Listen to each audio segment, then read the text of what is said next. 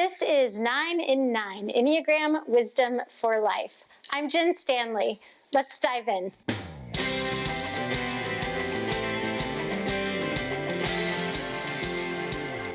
Hello, Enneagram 5.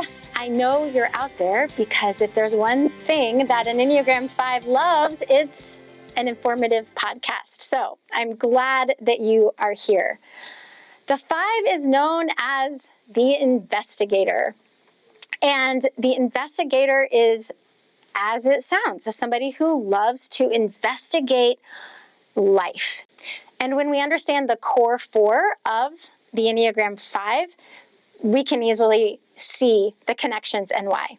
So for the core 4 here, the Enneagram 5 processes, their primary processing center is the thought, the brain, the head center of intelligence. And so this means that they're processing the world around them. They're processing the information that's coming to them, the way that they're interpreting that information, and then what they're putting back out, the way they're responding is all being processed through thought and logic and reason. And this is going to be true for Enneagram types 5, 6, and 7, but I would say that the 5 has the highest level of intellectual processing, of the 3 types that are in that thinking center. What the 5 desires is to be self-reliant, to take care of themselves completely independently, to be able to organize the world, to reason with the world, to analyze the world in such a way that they can completely understand their surroundings, themselves, their relationships, and if they can fully understand something, then they can manage it. And so this thinking center is on high drive for the Enneagram 5. What an Enneagram 5 is avoiding is being incompetent or dependent on someone else. And so the incompetence piece, they will be the type that will want to study something and understand it for a really long time before they ever voice it or participate or offer a suggestion. They want to be fully competent all the time. And if they do not feel competent, they are very unlikely to raise their hand to contribute to a conversation, to a situation, to a problem solving. They really, really, really want to take everything inside, process it all, figure it out, make sure they're competent, and then be able to participate. They also don't want to be dependent on other people. And this goes right back to their core motivation of being self-reliant and independent.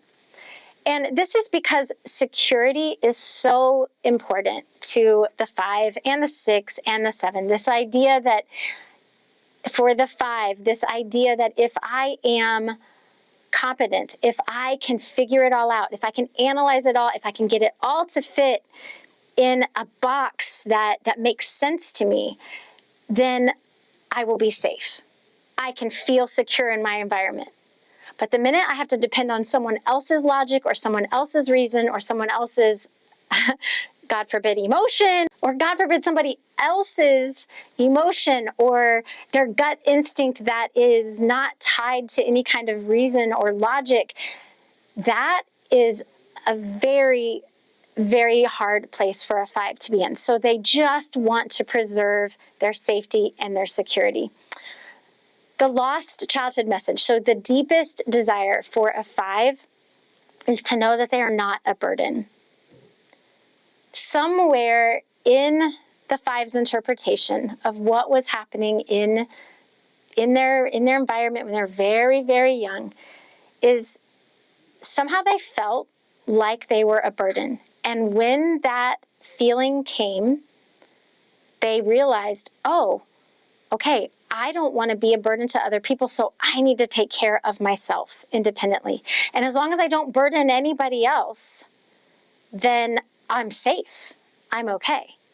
The difference between a 5 not wanting to be a burden and a 2 not wanting to be needy, because obviously those sound very, very similar, is that the 5 is searching for safety and security, and the 2 is searching for affection and esteem. So the reason behind, and maybe a 2 would say burden, maybe a 5 would say needy. The words don't matter as much as the reason why. And so that 2 is not wanting to be needy or a burden to people because they need people to love them. And a 5 doesn't want to be needy or a burden to people because they need to feel safe. Here are some extra details that can be helpful. So when an Enneagram 5 is under a lot of stress, they're going to move to the Enneagram 7. And all of a sudden, this 5, who has been very calculated and very disciplined and also very self-contained, when they're under a lot of stress, all of a sudden they can seem as if they're being completely spontaneous and like making decisions out of nowhere and doing things that would typically be out of character for them.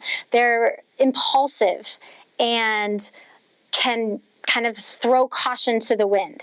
So it's a very, very significant shift when a 5 is under a lot of stress, because they are going to move to that 7 that is like, whatever, I'm just going to do what I want to do. When a 5 is in a secure place, they're able to move towards Enneagram 8. And the beauty of this is that the Enneagram 8 is assertive. The Enneagram 8 does what needs to be done, and they don't overthink things.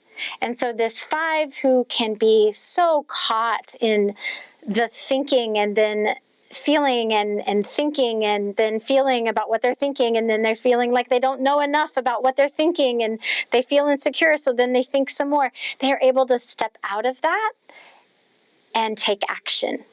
And so that is a very, very good move for the Enneagram 5. Hi there.